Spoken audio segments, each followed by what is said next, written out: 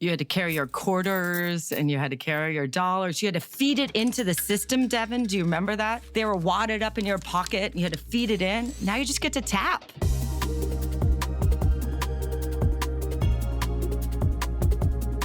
Welcome to Design This Day, a podcast about the futures we want, and the people working right now to make those futures real. I'm your host, Devin Liddell. I'm a futurist at Teague.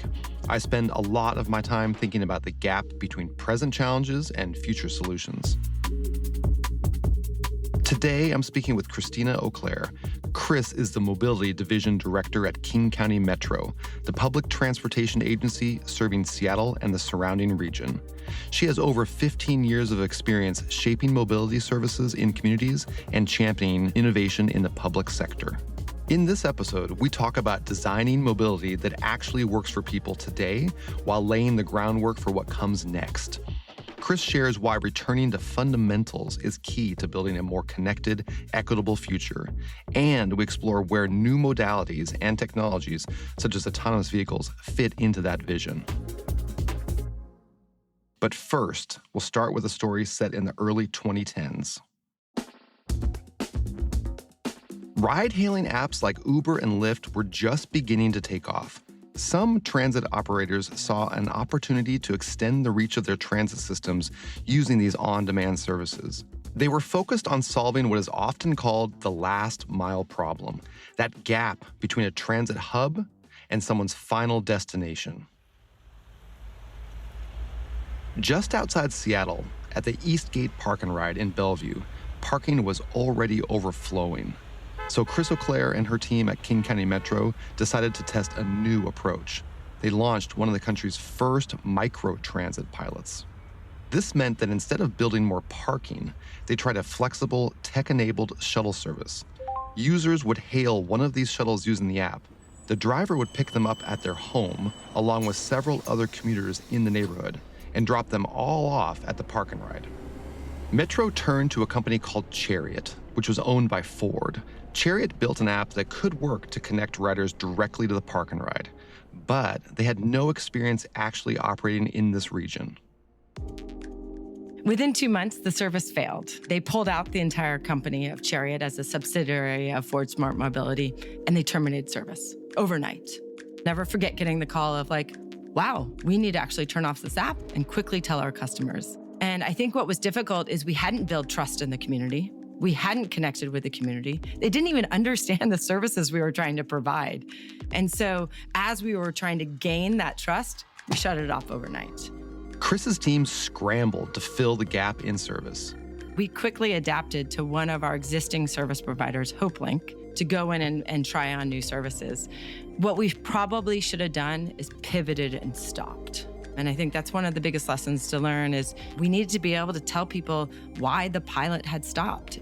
Instead, we tried to build continuity with another service provider, and eventually we failed. Chris and her team went back to square one and reflected on the root causes of the problem.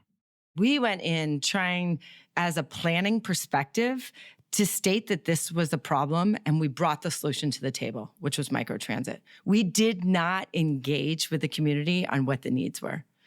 And we didn't engage with the community on the solution that we were bringing to them. We just put it into place. We walked in feeling that as the public transit agency, we knew the problem, and then slapping in a solution. Chris's team did not give up on microtransit. They tried again, and this time built with the community at the center. That shift made all the difference. We were able to get some federal funds to look at a grant, and actually in partnership with the LA Metro, to come try on 3 microtransit pilots. And what we did is for each one of those came in with the private partner and met with community to understand what the app should look like, how we should connect with people, how and where the service areas should be drawn, how people wanted to connect maybe not just to a transit node, but to other nodes throughout the community, including grocery stores, religious facilities, social service agencies. That connection on where people wanted to go is something we built a stronger relationship with community on. So now we have our values, we have really good, strong procurement contractual language, but we also have the ability to be nimble and pilot and continue to adapt. Public-private partnerships can be tricky. They require balancing speed and experimentation with the trust and accountability that communities expect from public services.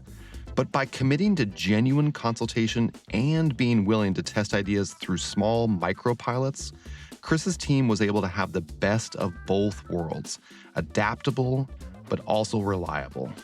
Today, King County operates microtransit services in 10 regions. And to make sure I understand, when you say microtransit, like this is like you need to get people to the park and ride, but you needed to get small groups of them to the park and ride. Like you need to like provide shuttle van service from their homes to the park and ride. Is that kind of what you're trying to do? Yeah, it actually fully defined microtransit is an on-demand service where you get to book a trip that connects you into public transit. And you do that with the understanding that you will be grouped with other people. Right, exactly. I imagine that those moments are also natural community builders as well. One of the things we hear from our van pool program is we hear about people that get married. We hear about communities that have parties after their van has been distributed and they're not connecting. Those lifelong friendships that you make on public transit, they change you, Devin. Should that be a metric? Like you talked about community earlier. Should that actually be a metric that you track? Like number of marriages that emerge from transit? Well, how often do you get on public transit and you see someone in your community? You see someone from your kid's soccer team or a parent that you worked with or someone that even you connected with in your job. This will be a strange confession, but I'll make it anyway. Even when it's a stranger, when I'm on a bus or on the water taxi as well, when I'm on either of those scenarios and I'm in one seat and there's an open seat next to me, and someone, even if it's someone who I do not know, as soon as they sit next to me and I see that they're there, this is why I say it's a strange confession, I feel sort of tucked in. That's a strange way to put it. Yeah, and you're connected, right? I'm connected, but I also feel like, all right, I got my person. My person is seated next to me. It's not someone I know, but that unknown has been settled. And I feel like, yeah, I got my person now. Like I got my person now. So I love that phrase. It's interesting. I was asked on a board that I'm on, where is the space that you feel most connected to your community on a daily basis? And it's exactly what you were stating, Devin. That space where actually you can put down those barriers and sit next to someone very closely is on public transit. And that, I think, is rare in America today. And to have that ability, if the bus breaks down, as you're connecting in community, to talk to someone you wouldn't normally talk to, it's a space that connection is really valued. And that can be through verbal connection, through eyesight, or as you just said, just being tucked in. Yeah. Of course, it's just so listeners don't accuse us of being like overly glowing about this, right? You also do have challenges on public transit. I'm going to acknowledge that. Yeah. Right. Yes, we also have all had the experience of being on public transit and you're like, oh, okay, the person with the spear is boarding. Community is at the heart of public transit, but keeping that spirit intact isn't always straightforward, especially when the private sector enters the picture.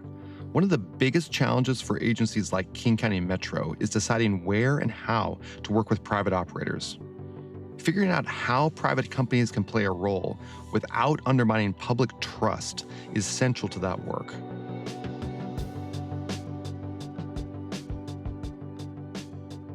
Here in King County, I will let you know, we have some of the strongest policies associated with who delivers public transit service.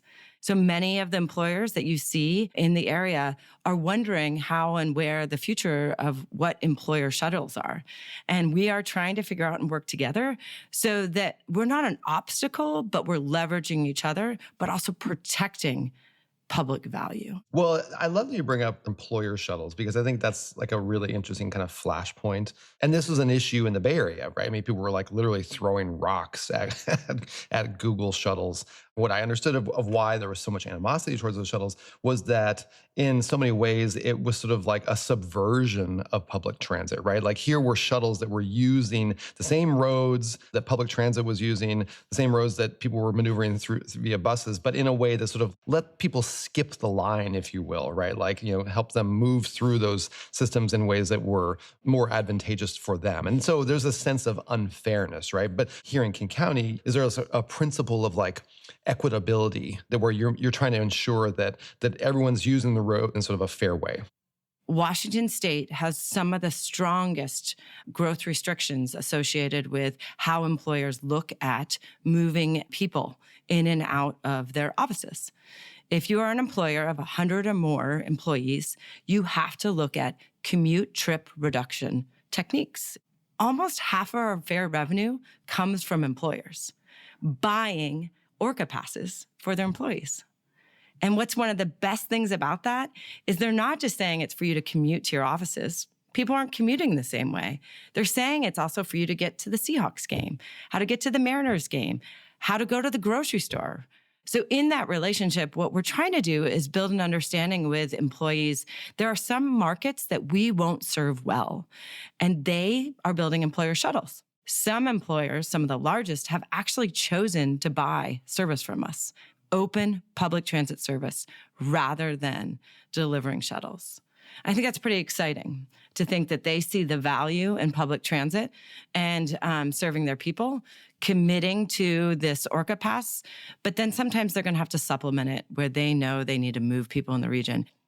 I believe I experienced the policy you mentioned firsthand because when I first started working at Teague, our studio at the time was in the Belltown neighborhood in Seattle, and I actually did have a parking spot. And then when we moved to 110 Union in the heart of downtown Seattle, I believe we were affected by the policy you just mentioned because we're greater than 100 people, so we had to minimize our number of parking spots. And so that's how I got an Orca card through Teague.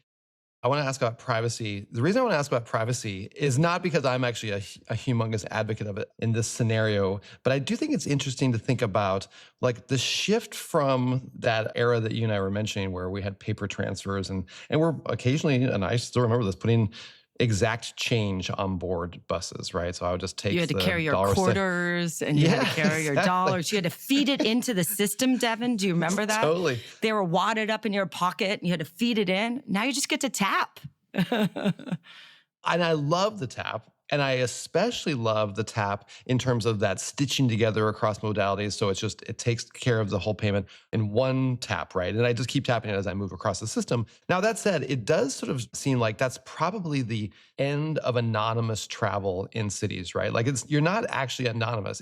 So I'm just curious, like, do you ever get pushback on that? Do you ever get people say like, you know what? I don't like that Metro is watching me move across the system and knows exactly where I'm going. It's a really good question. I think that data privacy is one of the most critical things we need to think about as we especially move into the world of AI. Our businesses want to know where their employees are traveling, and we will not give them that information. We will not. We can aggregate the information. Employers want to have more transparency in how their employees are traveling and how they're using their Orca smart cards. We will provide aggregate information for them so they can understand number of taps, et cetera. But we will not provide information at an individual level on time of day, route. And I think it's really important that whether there's an employer pass program or you're getting a subsidized low-income pass, that privacy is something we want to protect, especially in the world that we're in today. Protecting privacy is one way of keeping people at the center of the system.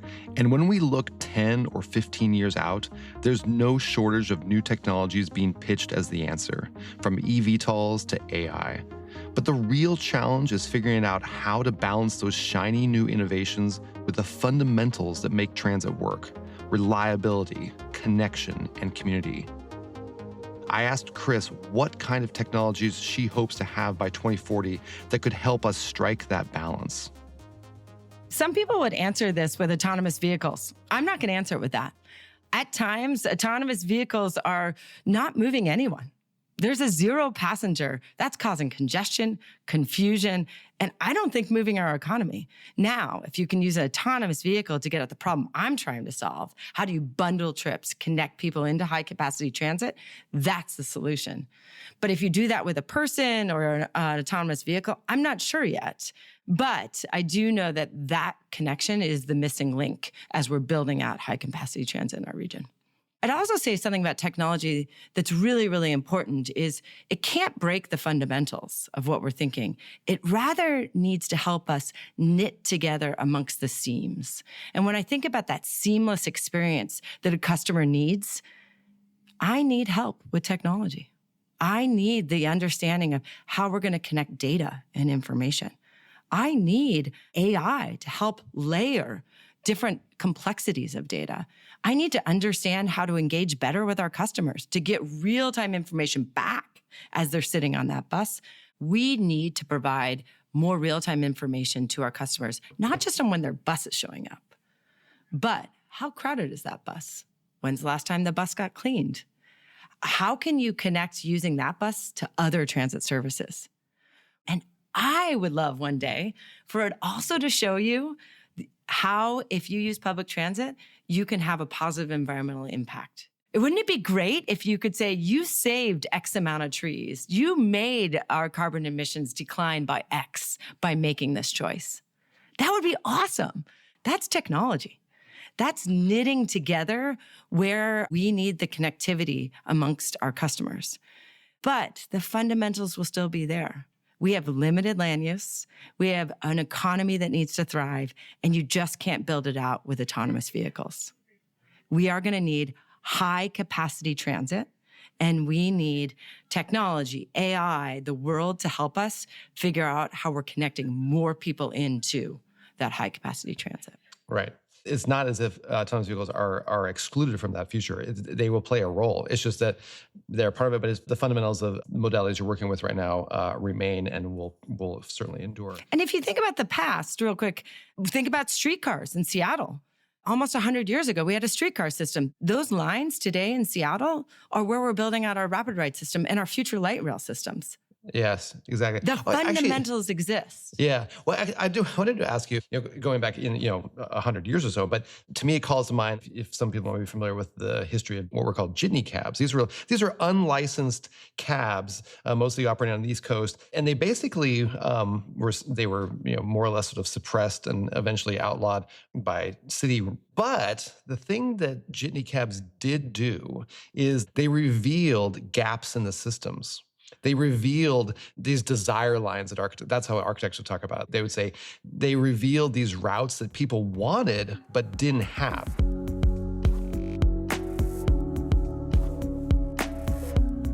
Sometimes that's the story with new technologies and would-be disruptors. They don't always last or even work as promised, but they can surface real gaps in the system.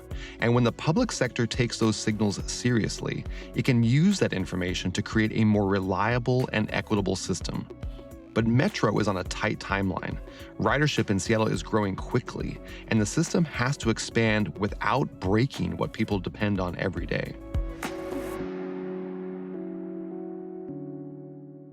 We're delivering about 300 and 350,000 trips a day on our bus service. And as we're looking at in the next 10 years, we look at getting over 500,000 rides a day. So understanding that growth, hopefully we're going to be over 1 million rides a day as we look at the future. It's challenging. We have a lot of policies and procedures. We have a lot of values that we need to double down on. And we have extremely vulnerable populations that we serve. And if we don't innovate, we will not continue to meet what our customers need. Love it. All right, so let's move into our lightning round.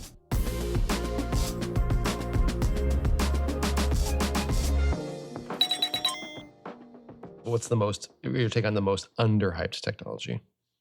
We cannot underestimate the power of information. We know that people actually not only want something on their phone, but they do like those real-time signs. Devin, you're waiting at your rapid ride stop. You're in the middle of a call with someone from your business or you're calling your doctor. You actually can't pull your phone down and check when the bus is coming. So we have to provide information in multiple ways. And I would state, as we're looking at a population that doesn't only speak English, information must be provided in ways that are not centered around words, whether that's graphics and pictures. We're leaning into the space as we're looking at hosting the World Cup in 2026. But how do we communicate just simple things like getting to a train and where that connectivity is between the bus and the train? More words is not the solution, and really making it simple, easy to understand across languages for people who have sighting impairments is going to be really important as we think about our future. I love it. All right. Is there an innovation in another industry, so something totally separate from public transit, that you look at and you're like, you know what, I can borrow from that, or that's inspired me to think about my work in a different way? What is that outside of public transit? One of the things that I most recently listened to was one of my colleagues. His name is David Zipper, and he is connected to MIT right now. He talked about the airline industry. And one of the elements that I am thinking a lot about is how to protect public space where all are welcome. Right now, when you go to the airport, they have built a tiered system into the airport on how you check your bag. You can be CLEAR certified and move fast. You pay for it. You have to have the background checks, et cetera. Or the next tier down is TSA. My family is part of that, but I've noticed it's becoming slower and slower. And then finally is where the general public goes. I'm not sure that's the right way to do it. So really observing, being part of it, being a customer, but also learning the lessons of that tiering of systems and what it causes to behavior in communal space, and how much anxiety and how much privilege it brings. Super fascinating. Yeah, it's something I think you and I have talked about in the past, that in commercial aviation, one of the interesting research factoids is that a passenger is more likely to suffer an air rage incident if they pass through first class on their way to their economy seat. They watch that privilege as they go through it. Yeah, they see the haves and the have-nots palpably, right in front of them. So yeah, interesting. I love that answer around avoiding the haves and have-nots problem in public transit. That's it for today. Thank you for listening to Design This Day, a podcast by Teague. Subscribe on your favorite podcast app so you don't miss the next episode. And if you have a complex problem that needs solving, we'd love to hear from you. Visit us at teague.com or send us an email at hello@teague.com.